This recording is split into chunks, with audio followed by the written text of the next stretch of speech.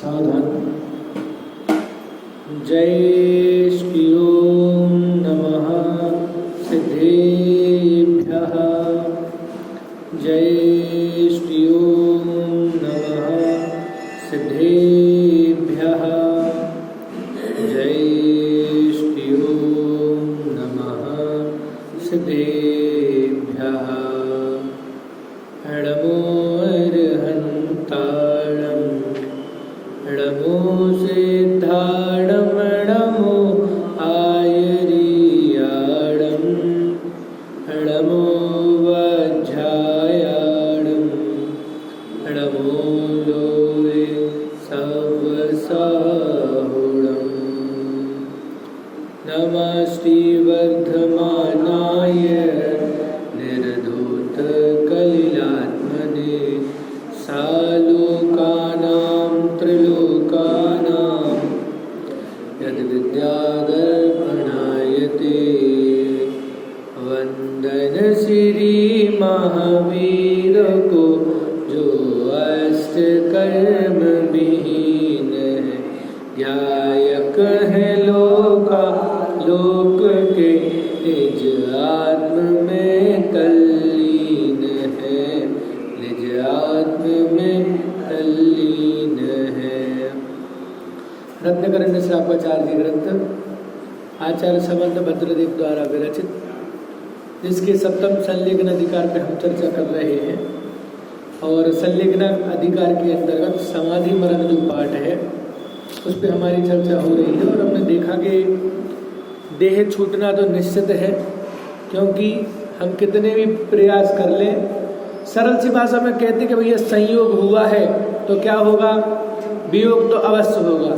अगर सिद्धांत की भाषा में कहें तो क्या आएगा, सैद्धांतिक भाषा में बात करें तो क्या आएगा कि भैया जिसका उत्पाद हुआ है उसका व्यय तो अवश्य होगा। तो ये जो पर्याय है, इसका उत्पाद हुआ है तो इसका व्यय तो अवश्य होगा। यद्यपि मरण नाम की कोई वस्तु संसार में नहीं है, मात्र जब आत्मा का शरीर से वियोग हो जाता है उसको हम मरण संज्ञा कह देते हैं, लेकिन मरण तो नहीं होता। ना तो आत्मा का ही मरण होता है, ना ही पुद्गल का मरण होता है।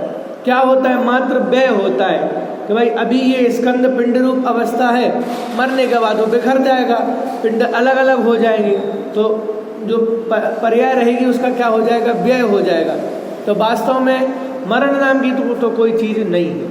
लेकिन फिर भी समाधि चल रही है और समाधि के पीछे क्या लगा दिया है, मरण लगा दिया।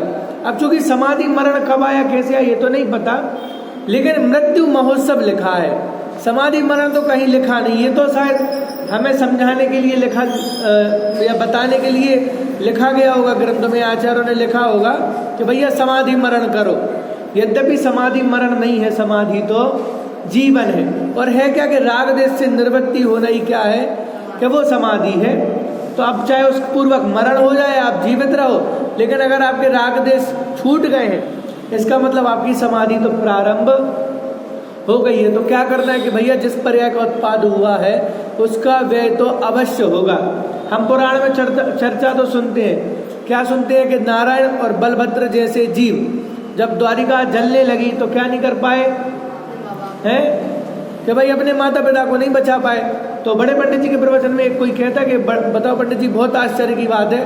बोले भ्रम में मत रहो, वे अपने माँ बाप को नहीं बचा पाए, तुम भी अपने माँ बाप को नहीं बचा पाए, और आगे सुनो तुम्हारे बच्चे भी तुम्हें नहीं बचा पाएंगे।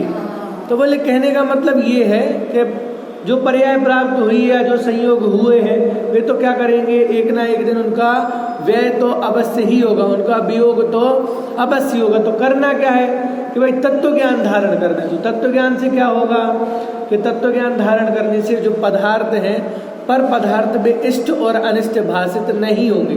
तो जब पर पदार्थ इष्ट और अनिष्ट भाषित नहीं होंगे तो क्या नहीं होगा, कषाय उत्पन्न नहीं होंगे। और कषाय का दूसरा नाम क्या है, राग और द्वेष। तो राग और द्वेष से रहित जो अवस्था है वही तो क्या है, समाधि है। तो अगर समाधि धारण करना है या समाधि अवस्था धारण करना है तो क्या करना पड़ेगा कि भैया निष्कषाय प्रवृत्ति रखना पड़ेगा, तत्व ज्ञान रखना पड़ेगा। क्योंकि अगर तत्व ज्ञान नहीं होगा तो हम भी क्या करेंगे कि 10 लक्षण में तो मंदिर में आ जाएंगे, लेकिन बाकी दिन फिर बाकी दिन नहीं है कि भैया हमें लगता है मान लो दुकान नहीं चले, धंधा नहीं चले, तो हमें कैसे विकल्प होते हैं कैसे कि भैया बताओ इतना समय निकल गया हमने दुकान नहीं खोली, मान लो लेट हो जाए ना कभी दुकान में, या कोई कहीं ट्रैफिक में फंसे, भैया इतना समय बीता गया हमने दुकान नहीं खोली। लेकिन अनादिकाल से जो कसाएं बढ़ रही हैं, हमें उनका विकल्प नहीं आ रहा कि भैया इतना समय हो गया, अनादिकाल से हम भटकते आ रहे हैं, हमारी कसाएं बढ़ रही हैं, तब क्या करना चाहिए कि कम करना चाहिए। या भाई तत्व ज्ञान हमने प्राप्त नहीं किया है तो क्या करना चाहिए कि अब तत्व ज्ञान प्राप्त कर लेना चाहिए। बोलो, तो कहने का आशय इतना है यहाँ पे कि अगर समाधि धारण करना है या समाधिमय जीवन भी धारण करना है तो क्या करना पड़ेगा कि निष्कषाय प्रवृत्ति रखना पड़ेगा, राग द्वेष दूर करना पड़ेगा, समता भाव रखना। तो बोले भैया होगा क्या समाधि मरण से? तो बोले भैया समाधि मरण से ये होगा कि अगर एक बार भी तुम समाधि मरण धारण करते हो तो फिर क्या हो जाएगा, तुम्हारा जो संसार का चक्र है वो क्या हो जाएगा, छूट जाएगा।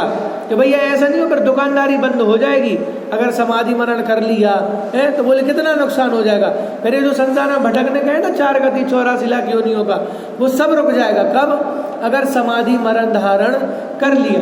तो फिर वहाँ पे चर्चा करी कि जो ज्ञानी होते हैं, ज्ञानी को द्रव्य का स्वभाव पता है, इसलिए 2 द्रव्यों को परस्पर मिलाने की क्रिया वो नहीं करता, क्योंकि उसको पता है कि आत्मा जो द्रव्य है वो अलग है और शरीर जो द्रव्य है वो अलग है। लेकिन जो अज्ञानी है वो दोनों को एक समझता है, इसलिए देह के छूटने पर उसको क्या होता है, महान वेदना उत्पन्न होती है, बहुत तकलीफ उत्पन्न होती है कि भैया हमारा तो सब कुछ चला गया, हमारा तो सब कुछ चला गया। बोलो कितने प्रसंग आते हैं कि भैया सब कुछ जाने के बाद भी जो ज्ञानी पुरुष होते हैं क्या सोचते हैं कि भैया तुम तो जीवित बचे हो। बोलो किसी के घर में आग लग जाए और सब कुछ लुट जाए और वो बाहर आके बोले कि भैया कुछ मत पूछो, आग लगी थी और क्या हो गया, सब कुछ जल गया, कुछ भी नहीं बचा। तो बोले भैया तुम बच गए हुए छोटी बात है क्या?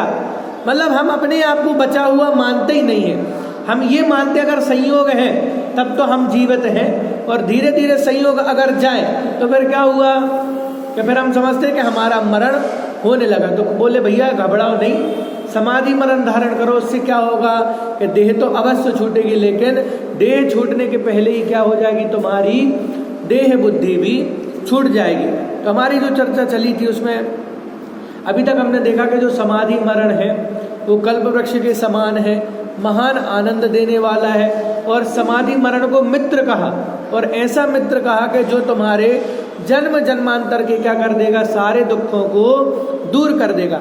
अब जो हमें चर्चा करना है वो 445 नंबर पेज पे नीचे जो 14 नंबर का श्लोक है उस पर चर्चा करना है कि समाधि मरण महान तप मुक्ति का सरल उपाय है। बोलो क्या कहा कि भैया बहुत सरल उपाय है, लेकिन सरल किसको लगेगा?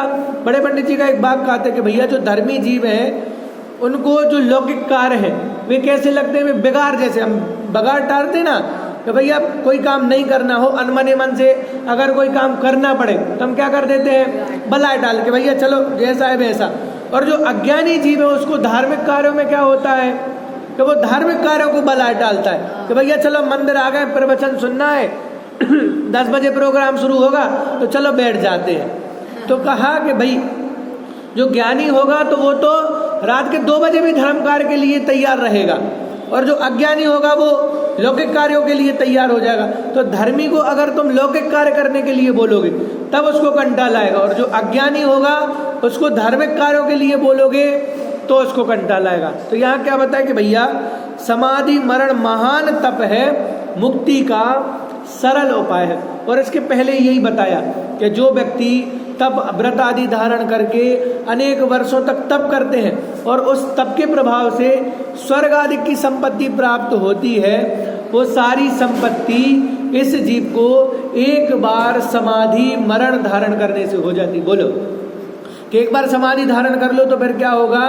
क्या बोले सारी संपत्ति, कि अगर मरण होगा स्वर्ग में गए तो महान रिद्धिदारी देव बनोगे, और अगर स्वर्ग से क्षय करके मनुष्य पर्याय मिल रही है तो मनुष्य पर्याय में भी चक्रवर्ती तीर्थंकर आदि होके क्या करोगे, निर्वाण को प्राप्त करोगे। तो अब यहाँ पढ़ते हैं कि समाधि मरण महान तप अर्थात मुक्ति का सरल उपाय है। यत् फलं प्राप्ते सदाभिर्व्रताया सा विडम्बनात् तत्फलं सुख साध्यं स्यात् मृत्यु काले समाधिना। सत्पुरुष जिस फल को बड़े खेद पूर्वक व्रतों को पालन करने से प्राप्त कर पाते हैं, वह फल मृत्यु के अवसर में थोड़े समय को ही शुभ ध्यान रूप समाधि मरण का सुख पूर्वक साधन करने से प्राप्त हो जाता है। नए चक्र बढ़ते तो उनमें अलग अलग जो 47 नए गिनाए ना, तो उसमें 2 नए गिनाए, एक दैव्य नय गिनाया और एक पुरुषार्थ नय गिनाया। पुरुषार्थ नय मतलब क्या कि भैया कोई व्यक्ति है बहुत सालों तक, कई सालों तक मेहनत कर रहा है, तब जाके क्या होता है कि धन आदि की प्राप्ति होती है, वो संपत्ति इकट्ठी कर पाता है। लेकिन कोई पुरुष ऐसे होते हैं कि भाग्यवश उनको सहज में ही वो वस्तु प्राप्त हो जाती। गुरुदेव श्री तो एक बार वो बता रहे थे, प्रवचन में भी बता रहे थे, बोले भैया अगर भाग्य अच्छा हो ना तो नींबू में से भी बीजे की जगह हीरे निकल आएंगे।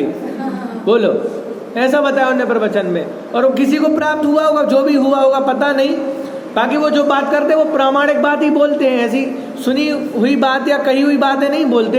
तो बोले अगर भाग्य अच्छा हो तो बोले नींबू के बीज में से भी क्या हो जाएगा, हीरे निकल आएंगे, कि भाई रस निकालोगे और हीरे निकल आएंगे। तो यहाँ वही बता रहे कि समाधि मरण मतलब है, वो कहते ना 100 सुनार की 1 लोहार की, बस वही कहानी है कि भाई आप कितने भी तप धारण कर रहे हैं। इसमें लिखा, क्या लिखा कि देखो, सत्पुरुष जिस फल को बड़े खेद पूर्वक व्रतों को पालन करने से प्राप्त कर पाते हैं, वह फल मृत्यु के अवसर में थोड़े समय को ही शुभ ध्यान रूप समाधि मरण का सुख पूर्वक साधन करने से प्राप्त हो जाता। बोलो, बड़े खेद पूर्वक लिखा ना, बड़े खेद पूर्वक व्रत धारण कर रहे हैं, अनशन कर रहे हैं, काय उत्सर्ग कर रहे हैं, शिलाओं पे जाके तप कर रहे हैं, नदी के किनारे बैठ रहे हैं, वृक्ष के नीचे तप कर रहे हैं। तो इतना सब करने के बाद भी जिस फल की प्राप्ति होती है, वो फल की प्राप्ति समाधि मरण के समय या मरण के समय मात्र शुभ ध्यान करने से प्राप्त। बोलो, अभी शुक्ल ध्यान भी नहीं लिखा वहां पे, क्या लिखा कि थोड़े से शुभ ध्यान रूप परिणाम से प्राप्त हो जाता है। और क्या लिखाएंगे कि देखो, स्वर्ग में जो इंद्रादि पद व परंपरा से निर्वाण पद 5 महाव्रतों को धारण करने से तथा घोर तपस्चरण करने से प्राप्त होता है, वह पद मृत्यु के समय में देह कुटुंब आदि से ममता छोड़कर भय रहित होकर वीतरागता सहित 4 आराधनाओं की शरण ग्रहण करके कायरता छोड़कर अपने गायक स्वभाव का अवलंबन लेकर मरण करने पर सहज सिद्ध हो जाता है तथा स्वर्ग लोक में महर्दिक देव हो जाता है।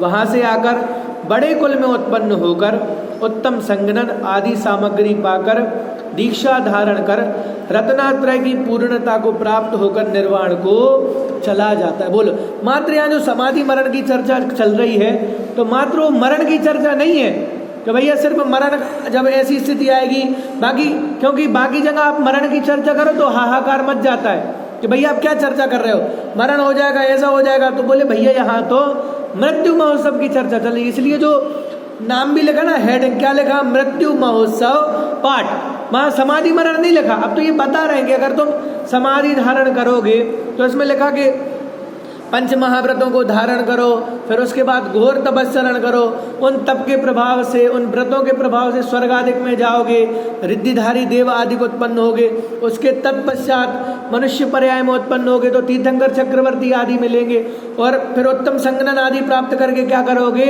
निर्वाण प्राप्त करोगे। लेकिन समाधि मरण में क्या होगा कि असंख्यात भाव से भी या बहुत कालों तक तपस्चरण करने पर, व्रत आदि करने पर जो फल प्राप्त होता है, वो समाधि मरण में क्या हो जाता है कि समाधि मरण के समय या मरण के काल में थोड़े से शुभ ध्यान करने से ही क्या होता है क्या होता है कि भाई सहज ही प्राप्त। अजी संजीव जी बता रहे थे, बोले जो मरण होता ना बहुत सारे लोगों का, तो बोले कुछ भी कहने लगते कि भैया उनका तो आंखों से प्राण निकले। क्या बोला? तो बोले क्या मतलब आंखों में प्राण अकेले थे, पूरे शरीर में नहीं थे? तो बोले भैया मरने के समय आपका जितना शरीर है, बोले मुंह से निकले हुए तो बैठे बैठे थे और बैठे बैठे प्राण निकल गए।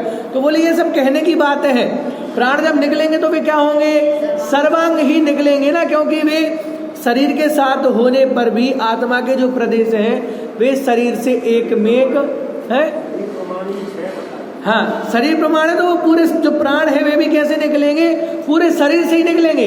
ऐसा नहीं है कि अकेले आंखों से निकल गए, क्या मुंह से निकल गए। तो बोलिए ये सब बातें हैं, क्योंकि ऐसा नहीं कि आत्मा की एक रास्ता हो के वो मुंह से निकलेगा या हाथ, और मान लो जिसका मुंह भी बंद हो और आंखें भी बंद हो तो उसके कहाँ से प्राण निकलेंगे? कानों से थोड़ी निकलेंगे। कहने का मतलब ये है कि चूंकि आत्मा अपने जो श्वास शरीर प्रमाण है तो उसके जो प्रदेश में वे भी कैसे है? श्वास शरीर मतलब पूरे देह में फैले हुए, मतलब जितना शरीर है उतने ही आत्मा के क्या है? प्रदेश भी फैले हुए। और कहते हैं मरण समय बहुत तकलीफ होती है। बिल्कुल तकलीफ नहीं होती, क्योंकि तकलीफ किसको होती है? शरीर को होती है तकलीफ। कि भाई पुद्गल में अगर वो कोई आकुलता हुई, बोले आत्मा का प्रदेश स्पर्श ही नहीं करता। तो बोले अगर जो कोई कहे कि मरण के समय भी बहुत तकलीफ होती है, प्राण यहाँ से निकल रहे हैं, तो बोले भैया कोई तकलीफ नहीं होती, क्योंकि स्पर्श भी नहीं करता या शरीर किसी के रुकने से भी रुकता नहीं है। तो इसमें ये लिखा कि भाई मरण के समय में थोड़ा सा शुक्ल ध्यान करने से ही क्या हो जाते हैं? सारे अर्थ की या सारे फल की प्राप्ति हो जाती है। अब आगे क्या लगा कि समाधि धारक उत्तम गति में ही जाता है। कि भैया जिसने समाधि धारण कर लिया तो क्या होगा कि उत्तम गति, जैसे शिखर जी का आता ना, एक बार बंदे जो कोई ताही नरक पशु, तो ऐसी समाधि मरण के लिए भी है कि एक बार धारे जो कोई ताही नरक पशु गति नहीं होगी। एक बार धारण करो तो गारंटी है। और आचार्य देव जो बात कर रहे हैं वे पूरी गारंटी के साथ कर रहे हैं, कोई हवा में बातें नहीं कर रहे हैं या घर की बातें नहीं कर रहे कि नहीं होगा। वे तो शर्त वो गारंटी दे रहे हैं बिल्कुल कि भैया आप एक बार समाधि मरण धारण करो। तो हम लिख के देते हैं, मतलब उन्होंने जितनी भी बात कही सब लिख के ही तो दी है। हम कहते हैं ना भाई कहाँ लिखा है, तो आचार्य देव कह रहे सारे ग्रंथ देख लो, सब में हमने लिख के ही दिया है कि अगर तुम समाधि मरण धारण करोगे तो क्या होगा कि फिर कुगतियों में जाना नहीं पड़ेगा। तो श्लोक पढ़ते हैं। अनार्तः शांतिमान मर्त्यो नात्रेयक नापि नारकः धर्म ध्यानी पुरो मर्त्यो अंसनीत्वमरेश्वर। जो मरण के समय में आर्त अर्थात दुख रूप परिणाम नहीं करता है तथा शांतिमान अर्थात राग द्वेष रहित होकर समभाव रूप परिणाम रखता है, वह पुरुष त्रियंच व नारकी नहीं होता। जो धर्म ध्यान सहित अनशन व्रत धारण करके मरता है वह स्वर्ग लोक में इंद्र होता है व महर्दिक देव होता है, अन्य हीन पर्याय नहीं पाता, ऐसा नियम है। क्या लिखा? बोल्ड अक्षर में लिखा है, डार्क अक्षर में, कि भैया ऐसा क्या है? नियम है। कैसा नियम है? कि जो मरण के समय आर्त अर्थात दुख रूप परिणाम नहीं करता तथा शांतिमान अर्थात राग द्वेष रहित होकर संभाव रूप परिणाम रखता है, वह पुरुष त्रियंच व नारकी नहीं होता। कि भाई मरण समय हो रहा है और एकदम कैसे परिणाम है? शांत परिणाम है, आकुलता नहीं हो रही है, हड़बड़ाहट नहीं हो रही है, कषाय नहीं हो रही है, राग द्वेष उत्पन्न नहीं हो रहे। तो बोले ऐसा व्यक्ति क्या करता है कि हीन पर्याय धारण नहीं करता, ऐसा नियम है। कि भाई आग जलाओगे तो क्या होगा कि उष्णता मिलेगी। क्यों? क्योंकि आग का वैसा स्वभाव है, आग का वैसा नियम है। जल होगा तो जल से क्या प्राप्त होगा कि जल से शीतलता प्राप्त होगी। क्यों? क्योंकि ऐसा नियम है, ऐसा उसका स्वभाव है। तो वैसे ही समाधि मरण की भी ये क्वालिटी है कि अगर एक बार समाधि मरण धारण करते हो, समतामय परिणाम पूर्वक देह छोड़ते हो तो क्या होगा? हीन पर्याय नहीं होगी। ऐसा क्या है? ऐसा नियम है। और क्या लिखा के देखो, भावार्थ, यह उत्तम मरण का अवसर प्राप्त करके आराधना सहित मरण करने का यत्न करना चाहिए। मरण आने पर भयभीत होकर परिग्रह में ममत्व करके आर्त परिणामों से मरकर कुगति में नहीं जाओ। ऐसा अवसर अनंत भवों में नहीं मिलेगा और मरण छोड़ेगा नहीं। इसलिए सावधान होकर धर्म ध्यान सहित धैर्य धारण करके देह का त्याग करना चाहिए। बोलो, ऐसा नहीं कहते ना भाई सरकारी नौकरी की तैयारी करो, उससे क्या होगा कि आपका पूरा जीवन क्या हो जाएगा? व्यवस्थित हो जाएगा। बोले ऐसा नियम है कि सरकार तुम्हें इतनी व्यवस्था देगी, बीमा कराएगी, इंश्योरेंस देगी, तनख्वाहें भी मिलेगी, काम भी कम करना पड़ेगा, मर जाओगे बीच में तो अनुकंपा नियुक्ति आदि भी मिल जाएगी, सब कुछ मिल जाएगी। तो वैसे यहाँ समाधि मरण के लिए बता रहे कि भैया वो सरकारी नौकरी तो क्या है, चूंकि इस भाव के लिए देखो बहुत बड़ी बड़ी पोस्ट। अभी पेपर में आया रिसेंटली, एक हफ्ते पहले, एक सीए था, शायद 26 या 36 साल की उम्र थी उसकी। बोले काम का प्रेशर बहुत ज़्यादा था तो सुसाइड कर ली उसने। बोलो, कहने का मतलब ये है कि चूंकि तत्व ज्ञान नहीं है ना, तो इतना सब कुछ होने के बाद भी क्या हो रहा है, बोलो अच्छे अच्छे लोग क्लियर नहीं कर पाते, सीए नहीं बन पाते, तो वो क्लियर करने के बाद भी, वो करने के बाद भी काम का प्रेशर आया और क्या कर लिया, सुसाइड कर लिया, पूरा जीवन खत्म कर लिया। कहने का मतलब ये कि अगर तत्व ज्ञान नहीं होगा तो आप कितनी बड़ी उपलब्धि भी प्राप्त कर ले, तो वो उपलब्धि क्या बन जाएगी कि वो उपलब्धि आपको दुख देने का कारण ही बनेगी या जीवन समाप्त करने का ही कारण बनेगी। लेकिन अगर तत्व ज्ञान होगा तो फिर ये चीज़ें नहीं होंगी। देखो इसमें क्या लिखा कि यह उत्तम मरण का अवसर प्राप्त करके आराधना सहित मरण करने का यत्न करना चाहिए। मरण आने पर भयभीत होकर परिग्रह में ममत्व करके आर्त परिणामों से मरकर कुगति में नहीं जाओ। ऐसा अवसर अनंत भवों में नहीं मिलेगा और मरण छोड़ेगा नहीं। इसलिए सावधान होकर धर्म ध्यान सहित धैर्य धारण करके देह का त्याग करना चाहिए। बोलो क्या लिखा कि भैया एक बार समाधि मरण धारण करो, क्योंकि अगर तुम मरण से भागोगे तो बोले कहीं भी चले जाओ, लेकिन ये क्या नहीं करेगा है कि छोड़ेगा नहीं। कहीं पाताल में भी घुस जाओ, बहुत बंकर बना लो, world class top class security रख लो, लेकिन जब मरण आएगा तो क्या होगा कि मृत्यु तो तुम्हारी अवश्य होगी। इसलिए क्या लगा कि भैया अब ये मरण का अवसर प्राप्त हुआ है तो क्या करो कि समाधि धारण करो, 4 प्रकार की आराधनाएं ग्रहण करो और मरण में भयभीत नहीं हो। जितना भी परिग्रह उससे क्या करो, ममता खत्म करोगे। अगर परिग्रह से क्या होगा, ममत्व जितना बढ़ेगा तो उतना निकलने में क्या होगा, बोलो कौन देता, अभी उदाहरण दिया ना, बोले भैया जितना शानदार घर होगा ना लग्जरियस, उतने ही निकलने में क्या होगा है कि उतने में ही तकलीफ होगी, और जितना सीधा साधारण रहेगा उतने में क्या होगा कि बहुत जल्दी चीज़ छूट जाएगी। बोलो हम मान लो कोई भी चीज़ बहुत अच्छे से साथ संभाल करके रखे, तो अगर जरा सी भी खरोंच आ जाए, टूट जाए तो फिर कितनी तकलीफ होती है। तो बोले ऐसे जितना घर सजाओगे, जितना कुछ करोगे ना, तो बोले मरते समय क्या होगा, उतनी तकलीफ होगी कि भैया हमने जीवन भर जोड़ जोड़ के ऐसा सब घर बताया और अब क्या कर पा रहे हैं कि हम भोग नहीं पा रहे हैं। तो इसलिए क्या लगा कि इसलिए सावधान होकर धर्म ध्यान सहित धैर्य धारण करके देह का त्याग करना चाहिए। अच्छा इसमें बहुत बड़ी चीज भी नहीं कह रहे। कई बार लोगों को लगता है कि नहीं समाधि मरण धारण करना है तो क्या करना पड़ेगा, कुछ नहीं करना पड़ेगा, बस आपने जो कर्तव्य का बोझ लाद के रखा है ना उसको एक तरफ रखना पड़ेगा। चीजें जो क्रम नियमित है, सहज परिणामन हो रहा है, उसको स्वीकार करना पड़ेगा बस, और कुछ नहीं करना। कि भाई आपका जो दायित्व कर्तव्य जो रहे तो आपने कर लिए, अब निवृत्ति होना सीखो कि भाई जैसा हो रहा है बार बार जैसी परिस्थिति बन जाए उन परिस्थितियों में राग देश नहीं करना, बस इतना सा करना पड़ेगा। मतलब समाधिमय जीवन के लिए करना कुछ नहीं पड़ेगा। मात्र जब ज्ञायकता रहेगी या जब ज्ञान लक्ष्य में रहेगा तो समाधि भी अपने आप होगी, और जब राग देश रहेंगे तो फिर समाधि नहीं हो पाएगी। अब क्या लिखा इसमें, क्या देखो समस्त तप समाधि के लिए है। बोलो क्या लिखा कि अगर बोले तप आदि धारण भी कर रहे हैं ना तो वे तप काय के लिए धारण कर रहे हैं सब। देखो इसका लॉजिक भी है कि वे तप धारण करके क्या कर रहे हैं, रोज प्रैक्टिस ही तो कर रहे हैं कि भैया अगर मेरी मृत्यु आ गई तो मैं क्या करूंगा, 4 प्रकार के आहार का त्याग कर सकता हूँ, मेरा जो उपयोग होगा वो बार बार कलुषित नहीं होगा, मेरे जो परिणाम है वे संक्लेशित नहीं होंगे। तो बोले जो तप धारण कर रहे हैं ना तो वे तप धारण भी काय के लिए कर रहे हैं कि ताकि अंत समय में क्या हो सके, समाधि मरण हो सके। बोलो, और समाधि मरण ही उत्कृष्ट मरण है। तो इसमें क्या लगा कि देखो पढ़ते हैं इसमें, समस्त तप समाधि के लिए है। तप्तस्य तप्तश्चापि पालितस्य व्रतस्य च पठितस्य श्रुतस्यापि फलं मृत्यु समाधिना। अर्थ, तपों के द्वारा तपने का, व्रतों के पालने का तथा शुद्ध के पढ़ने का फल तो समाधि अर्थात अपने आत्मा की सावधानी सहित मरण करना ही है।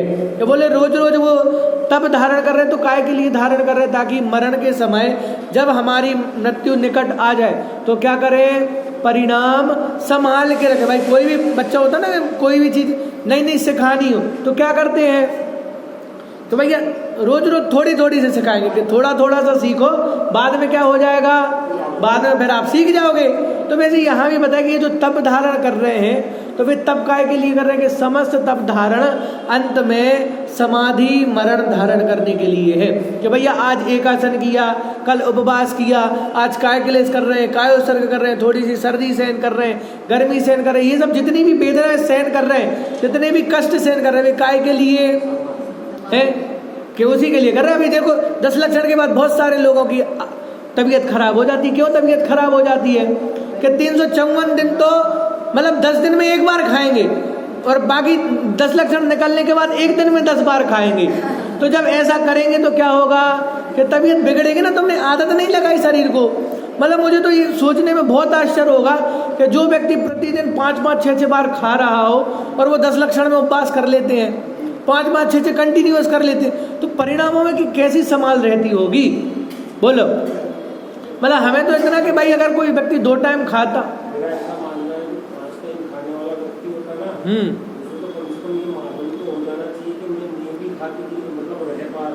पर कहाँ सीखते हैं वो, ये बातें नहीं सीख रहे इसलिए आप रोगी हो गए। हाँ, और कहने का मतलब ये है कि व्रत खत्म हो ही नहीं पाते और सोच लेते हैं कल ये वाला मेन्यू बनाना है।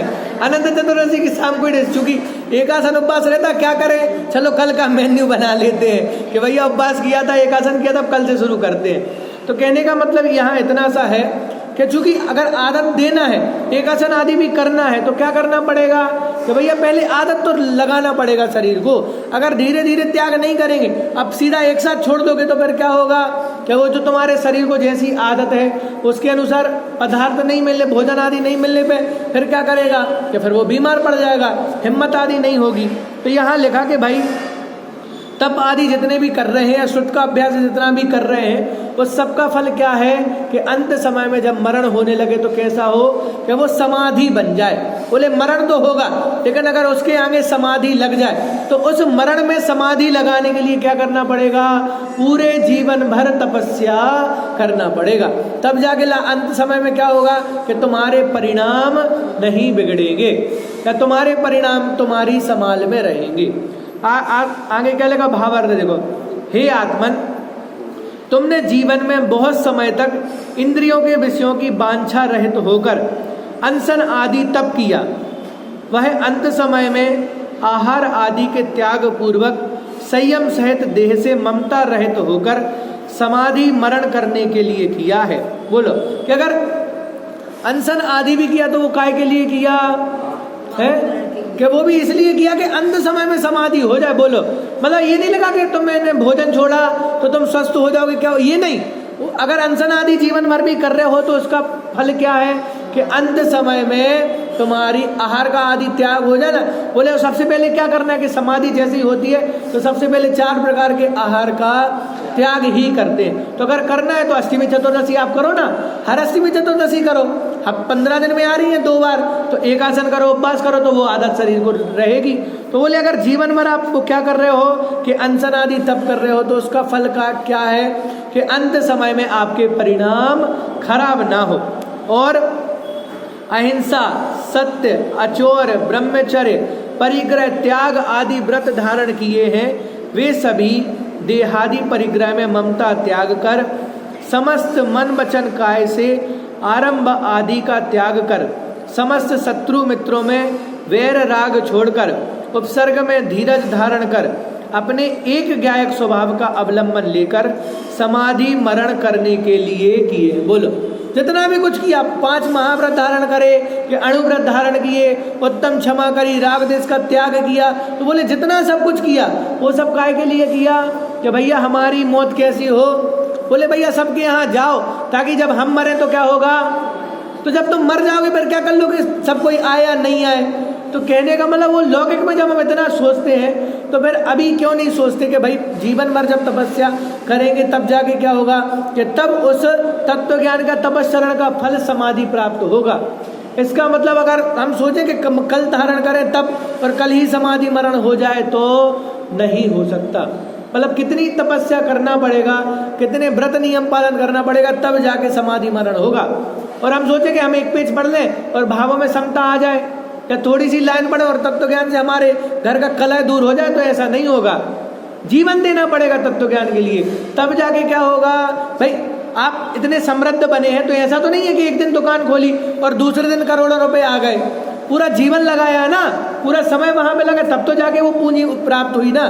तो वैसे समाधि मरण भी अमूल्य पूंजी है, बहुमूल्य पूंजी है। तो उसके लिए भी क्या करना पड़ेगा कि उसके लिए भी पूरे आजीवन तपस्सरण करना पड़ेगा, तब जाके वो पूंजी प्राप्त होगी।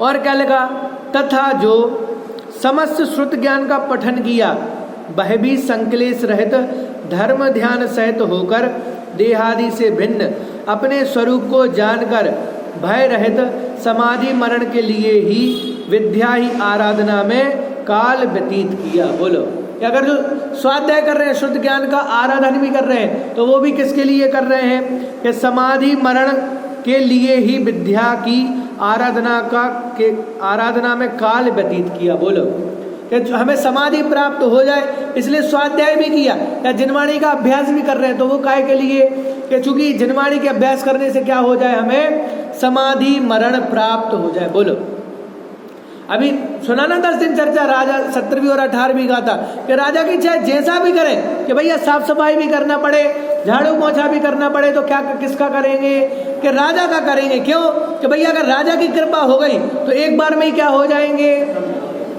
कि हमारे सारे दुख दूर हो जाएंगे। तो बोले जीवन भर जितना कुछ करना पड़ रहा है, व्रत आदि धारण करना पड़ रहा है, राग द्वेष त्याग करना पड़ रहा है, सबसे क्षमा मांगना पड़ रहा है, समतामय परिणाम करना पड़ रहा है, स्वाध्याय करना, तो उसका फल क्या होगा कि भैया अगर एक बार भी रुचि हो गई तो फिर क्या हो जाएंगे कि हम भाव से तर जाएंगे। बोलो, वो हिंदी साहित्य में मीरा ने एक पद लिखा है, तो उसके पद के भाव ऐसे हैं कि जब कृष्ण का वियोग हो गया तो बोली वो रात दिन उनकी आंखें बंद नहीं होती कभी, मतलब चाहे दिन हो या रात हो, उनकी नींद गायब हो गई। उन्होंने ये लिखा कि मान लो मैं किसी समय पल के अपनी झपका लूं या आंखें बंद कर लूं और उसी समय श्री कृष्ण मेरे सामने से निकल जाए, तो फिर क्या नहीं होगा, मुझे उनके दर्शन नहीं होंगे। तो वैसे ही समाधि मरण अगर धारण करना है तो क्या करना पड़ेगा, तुम्हें भी अपनी आंखें खोलना पड़ेगा। तो बोले हम तो रोज 5:30 बजे खोल लेते अपनी आंखें, उठते हैं कसरत करते, तो बोले भैया बे आंखें तो खुली ही हैं, लेकिन जो अंदर की आंखें बंद करके रखी हैं बे आंखें खोलना पड़ेगा। तो जब तक बे आंखें नहीं खुलेंगी तो क्या नहीं होगा, फिर समाधि मरण नहीं होगा। तो इसमें कहा इसलिए दिन रात लिखा ना, दिन रात, कि जैसे लौकिक कार्यों में दिन रात का भेद नहीं करते हैं, कोई कार्य का लक्ष्य अगर कर लिया तो वो कार्य पूरा करते हैं, तो ये समाधि मरण भी सहज प्राप्त होने वाली वस्तु नहीं है। क्या करना पड़ेगा कि अपनी जो भेद विज्ञान की धारा है वो तो